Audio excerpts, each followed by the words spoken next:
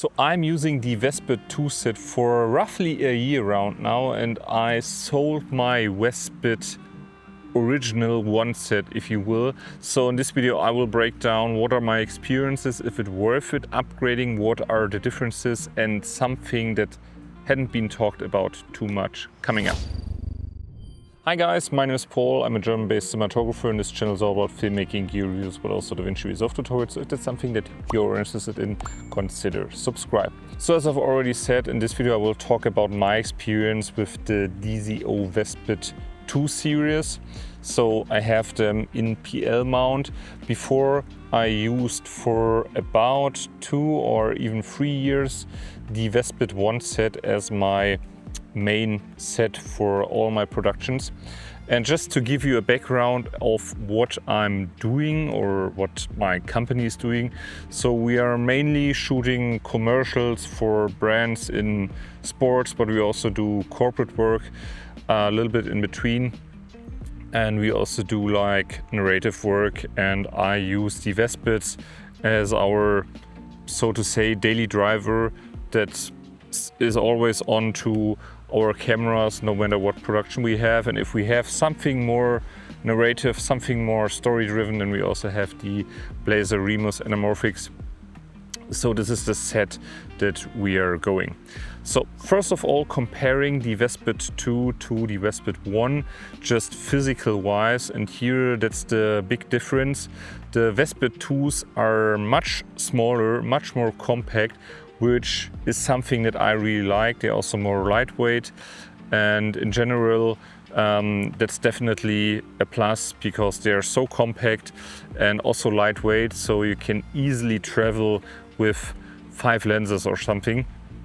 So the Vespid I were originally not big, but the Vespid IIs are even smaller, so this is really cool. I have one big gripe with the Vespid II series, which isn't talked about too much. Problem is that the mount is protruding so much that you cannot use most of the adapters with filters inside or speed boosters or something like that. So the protrusion is really hard. So I know on the Poco Mofage VND adapter that works, but with most other ones it doesn't work because they're protruding so much, and that is something that I didn't know before. So just for you to be aware of, and that's with all the focal lengths that I own, which is 18, 24, 35, 50 and 85. So I have the 5 lens set, and with all of them I have that issue, and the protrusion is about the same. So that wasn't the case on the Vespid I. Let's talk about the image. So first of all, the Vespid I, I really like them because they were on a nice sweet spot between arty and clean. So they were kind of right in the middle, with maybe like a little bit more on the arty side, so regarding flares and everything like that. So they had like their imperfections, but I really liked it. The Vespid II, on the other hand, are now on the more cleaner side, so they are not like as clean, for example, Sigma Art, where it screams like overly sharp. So they do render skin and everything really nicely without being overly sharp, but they don't have these little imperfections that the Vespid once had.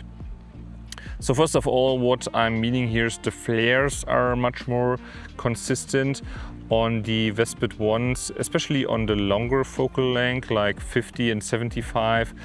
I had a little bit like ghosting. So for example, if you had a strong light source and it entered something from the side, you had like these weird, I don't know if it's called ghosting, but these like light artifacts in your frame, which can be distracting. I personally hadn't a problem with that. One benefit is also the color matching in these categories. So for example, on the Vespid ones, I had the 21, the 35, the 50 and the 75. And they were all matching pretty close, but the 21 mil was the outlier. It was rendering a very warm image, and I haven't noticed that on the set on the Vespid 2 set. So personally I really like them because they are in a little sweet spot, so they don't cost as much, but the image quality that they deliver is just outstanding, and they are not as highly priced as the other versions that you get from DZO, which are much more bigger, much more heavy, so also carrying a case with that is also a deal. So I feel like these ones are perfectly acceptable even if you're using like bigger cameras or smaller cameras, so on. So I haven't found any big drawbacks on these ones other than the protrusion of the rear element. Is there something that I would have wished that could have been improved? So that's like a little bit of a minor complaint, but for example the DZO Affinas, they had like really the nice metal caps, so that felt like really premium. On the Vespid 1 and also on the Vespid 2 you have like these plastic caps, which is also fine, which shows me that kind of the majority of the money that I'm spent is going into the lens itself, not like the caps and stuff like that. But as I've just said, it feels like a little bit nicer on the DZO Affinas, and I was hoping like to get something as this on the Vespid 2s, but yeah, so it's that. So everything else, I just think like these ones are the perfect middle ground, even though if you do like higher budget stuff or if you do solo shooting, so they fit everyone, because I think also from the characteristic they're also pretty broadly acceptable, I would say. So I hope this video was helpful to you. If you have any further questions, then just drop them down in the comments below, and I'm gonna see you in my next one. Cheers!